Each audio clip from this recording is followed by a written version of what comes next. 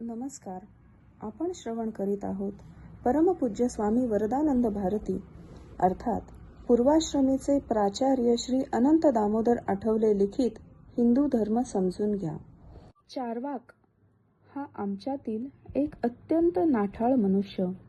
आम्हाला अत्यंत प्रिय आणि वंदनीय असणाऱ्या वेदांना तो शिव्या देतो. तो म्हणतो, त्रयो वेदस्य कर्तारः भांड धूर्त निशाचरः.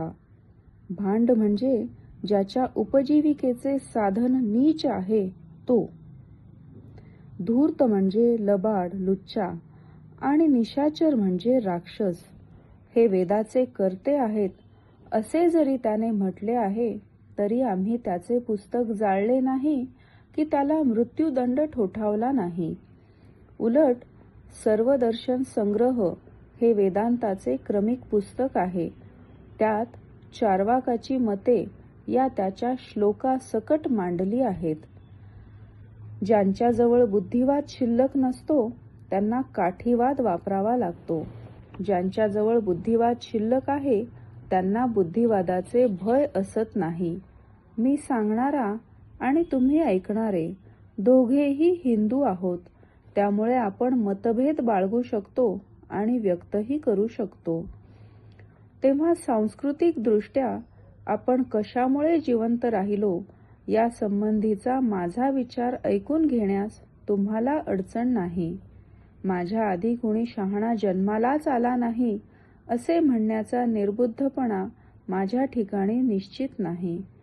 गेल्या 10,000 वर्षात चांगला मार्ग कुणी दाखविला नाही तो मी सांगतो असे म्हणणारे एक भगवान होते.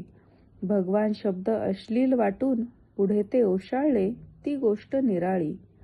तेव्हा मी काही नवीन विचार सांगतो असे समजायचे मुळीच कारण नाही.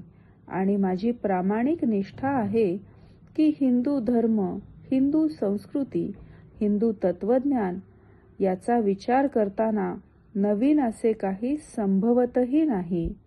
या गोष्टी पूर्वी नव्हत्या आणि आज आहेत असे काही दृष्टांत घेऊन म्हणायचे असेल तर खुशाल म्हणावे. उदाहरणार्थ, सर्व खलु इदं ब्रह्म हा उपनिषदातील सिद्धांत पटवून देण्यासाठी आजच्या विज्ञानातील इलेक्ट्रॉन, प्रोटॉन, न्यूट्रॉनचे उदाहरण पूर्वी नव्हते ते आज आहे हे म्हणणे ठीक. म्हणून मी धर्म, संस्कृती, तत्वज्ञान असे शब्द वापरलेत. यातील ज्या संकल्पना आहेत त्या प्राचीन आहेत. या संबंधीही कुणी नवीन सांगतो म्हणून मांडण्याचा प्रयत्न करीत असेल तर ते निश्चित तपासून पाहिले पाहिजे. या संदर्भात मला एका इंग्रज ग्रंथकाराची गोष्ट आठवते. एकदा त्याच्याकडे एक लेखक आपले पुस्तक घेऊन त्यावर अभिप्राय मागण्यासाठी गेला. त्याने 15 दिवसांनी पुस्तक वाचून अभिप्राय दिला की या पुस्तकात पुष्कळ नवीन आहे, पुष्कळ चांगलेही आहे.